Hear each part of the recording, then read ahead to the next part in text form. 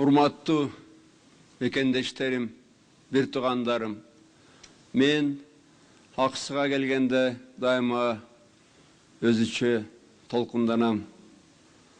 Мындан 14 жыл мурда дал ушул жерде ошол кездеги бийлик өз жарандарын ок менен аткан. Эркиндик менен айкыкайттыкты өз жандарынан артык көргөн карапайым аксылыктар ошол күнү кыргыз элинин өр мүнөзүн бүт дүйнөгө көрсөткөн. Улуттун намысын коргоп калышкан. Аксы окуясы элибиздин көзүн ачып, адилеттик менен эркиндикке жол баштаган. Аксы окуясы элдин аң сезимин өзгөртүп, улуттук намысыбызды ойготкон. Коомубуз тазаланып, үй бүлөлүк башкаруудан арылып, накта элдик бийликти орноттурууга багытталган жол дал ушул жерден башталган. Аксыдан башталган, Босбектен башталган. Адилеттүүлүк, эркиндик деп өмүрүн берген аксылык эр азаматтар Эркиналы Четимбаевдин, Кадыркул Сапаралиевдин, Медетбек Бекмуратовдун, Сатымбай Үркүнбаевдин, Советбек Тагаевдин, Элдияр Үмүталиевдин эстелигине таазим кылабыз. Аксылыктарды колдоп, ачкачылык жарыялап, каза тапкан бишкектик Шералы Назаркуловду да эскеребиз бүгүн. Жаткан жерлери жаннат болсун. Жаткан жерлери жаннат болсун. Азыр арабызда ошол күндөрү 14 жыл мурун аксы окуяларында канткор бийликке каршы турган, жаракат алган, запкы көргөн эр жүрөк мекендештерибизге, аксылыктарга таазим этем. Мен сиздер менен сыймыктанам. Бүт элибиз сыймыктанам. Урматтуу мекендештерим, аксы окуясы Кыргызстан тарыхына көптөгөн адамдардын, анын ичинде менин да тагдырыма терең из салган. Аксылыктардын эрдиги ошол кездеги оппозицияга дем берген, намысын ойготкон. Үй бүлөлүк Акаевдин режимине каршы күрөшкөнгө барыбызга күч берген. 11 жыл мурда 2005 жылдын 24 мартында элибиз канын сүлүктөй соргон, сөөгүн курттай кемирген Акаевдин үй бүлөлүк режимин кулатты. Бирок тилекке каршы элдин баарыбыздын кубанычыбыз узакка созулбады. Акаевдин үй бүлөсүнүн ордуна алардан да аша чапкан, алардан да канкор, алардан да ууру Бакиевдердин үй бүлөлүк режими келди. Биздин элдин жеңиши урдалып кетти. Бирок 2010 жылдын 7 апрелинде акылман элибиз экинчи үй бүлөлүк бийликти да, экинчи үй бүлөлүк ууру канкор бийликти да кулатты. Бул канкор мыкачы бийлик дагы элибизди сындыра алган жок, тизеге тургуза алган жок. Урматтуу мекендештерим, ар бир адам эркиндикке, адилеттүүлүккө умтулат. Мындан 2 кылым мурун улуу философ Вильгельм Гегель адамдын түпкү максаты эркиндик, эркиндикке умтулуу адамдын өмүрүнүн жана дүйнөлүк тарыхтын маңызы деп айткан. Эч качан бирөөгө тизе бүгүп, кул болуп көрбөгөн кыргыз элине улуу Гегельдин сөздөрү дал келет. Эркиндикке, адилеттүүлүккө умтулуу биздин элибиздин канына сиңип калган. Биздин элибиз үчүн бу сезим өзгөчө курч. Урматтуу менин мекендештерим, бир туугандарым, 2002 жылдын 17 марты, 2005 жылдын 24 марты, жана 2010 жылдын 7 апрели Кыргыз элинин адилеттүүлүккө, эркиндикке карап басып өткөн оор, татал, кандуу жолдун эң маанилүү, эң сыймыктуу күндөрү, бир оор, бир татал жолдун үч ашуусу. Ошондуктан бул күндөр мамлекет тарабынан расмий белгиленген күндөрдүн катарына сөзсүз орун алышы керек.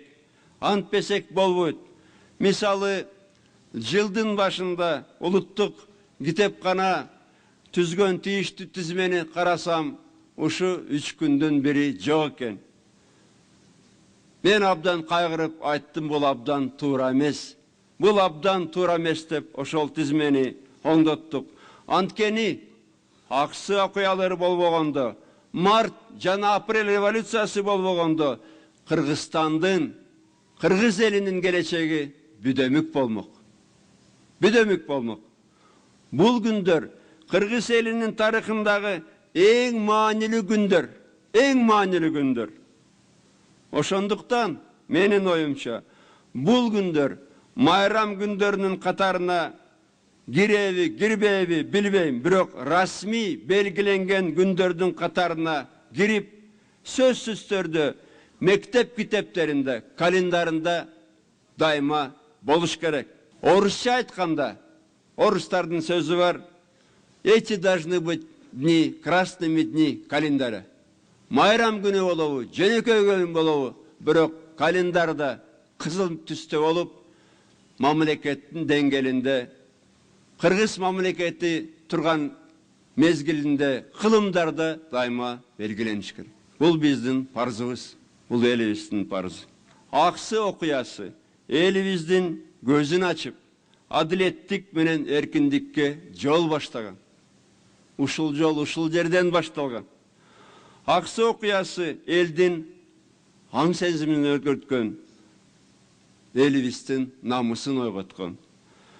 Ошондуктан биз муну унутсак, биз муну дайыма расмий түрдө белгилебесек, ар бир тизмеде, ар бир календарда болбосо, мен ойлоп турам, бул абдан туура эмес болот. Ошол адилеттикке, эркиндикке жол ушул жерден башталган, аксыдан башталган, Босбектен башталган. Анан, урматтуу менин мекендештерим, биз ушу жолдон адашпасак, ушу жолдон адашпасак. Мен мына эмдиги жылы жаңы президентке өткөрүп берем бийликти. Менин бир эле кайгым бар да. Кайран элим азгырык сөздөргө алданып, бузукуларды ээрчип, ушу жолдон кайра тайып кетпесе. Элди бөлгөндөрдү ээрчип кетпесе. Анда бизди ушул жолду баштаган, ушул жерде жаткан жигиттердин арбактары кечирбейт. Анда бизди ушу жолду уланткан, кийин өлгөн жигиттердин да арбактары кечирбейт. Ошондуктан, эгерде биз ошол жолду жоготуп алсак, бузукуларды ээрчип кетсек, элдин, балдардын келечегине балта чабабыз. Мына мурун атчы эмесмин, бирок билесиздер, тарыхчылар изилдеп бир макала чыгарыптыр, бир профессор тарыхый. Атамбаевдин бабалары убагында түштүккөн, чүйгө келген деп. Ачык айтайын, туура 1845 жылы эн атам чүйгө келген. Чыңгыш Баатыр деген чөлүк баатыр Кокон хандыгынан ала барган. Билесиздер, ошондо кыргыздар кээ бир хандар туура эмес мамиле кылса, бат эле алмаштырып койчу. Ошондо алмаштырып, бирок кийин душмандар келип кыргыздарды кырганда, качкандардын бириси менин ушу бабаларым Шама болгон. Шама деп атын койгону шам намазда төрөлгөн болчу да. Ошондо мен 180 жылдан бери, 200 жылдан бери мына менин үй бүлөм, бабаларым ушу айылыман бир жактан келдиңер деп бөлгөн сөз уккан эмеспиз. Мына 60ка чыгам быйыл. Өмүрүмдө уккан эмесмин. Энетам, бабаларым да уккан эмес.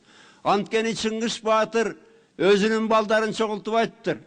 Алып барганда да айттыр. Ушу эгерде бу баланы бөлсөңөр, башка жерден кел деп. Тирүү кезимде мен урам дептир. Өлөрүндө чогултуп Чыңгыз Баатыр кайта айттыр. Мына мен өтүп атам, бирок шу шаманын же балдарын, урпактарын бөлсөңөр, арбагым уратты. Бу жалаң эле Чыңгыз Баатырдын мурасы эмес, сөз эмес. Бу кыргыз бабаларыбыздын баарынын сөзү. Эгерде кыргызды бөлсө, бабалардын арбагы урат. Бөлүнбөгүлө, бузукуларды ээрчибегиле. Биз татынакай жолду таптык. Ушул жерден башталган жол. Кудай буйруса аягына чыгабыз. Татынакай мамлекет курабыз. Азыр деле көрүп турасыңар. Биз менен кошо революция болгон мамлекеттер эмне болду? Биз болсо эчтеке карабай 5 жылдын ичинде керек болсо кээ-бир комшу мамлекеттерден ашып кеттик. Анткени мына ушу биздин жигиттерибиз жанын берип бизге туура жол таап берген. Мен сизден өтүнөм, менин мекендештерим, менин бир туугандарым, менин жүрөгүмдө дайыма бар аксы. Менин жүрөгүмдө дайыма 17 март, 24 март, 7 апрель бар. Ушуну текке кетирбейлик. Бузукуларга алданбайлык. Мындан ары бийликти өзүңөр шайлайсыңар. Парламент болобу, президент болобу. Шайларда бузуку сөздөргө алданбай, акчага алданбай, ушу өтүп кеткен жигиттерибиздин арбагынан коркуп жүргүлө. Кудайдан коркуп жүргүлө. Ушундай өтүнүшүм бар. Сөзүмдүн аягында мен кээ-бирде аксы жөнүндө телебери болгондо көзүмөн жаш чыгат. Билесиңер, атасы өтүп кеткенден кийин төрөлгөн балдары бар. Менин телегеним ошо Алла Таала жаратканыбыз ошо өтүп кеткен жигиттердин жакындарына жакшылык берсин, жолун ачып берсин, балдарына өмүрүн көрбөй калган жакшылыгын көрсөтсүн. Жаткан жерлери жайлы болсун, иманы жолдош болсун. Жараткан мен ойлоп турам, албетте жаннаттан жер берген. Рахмат барыңыздар.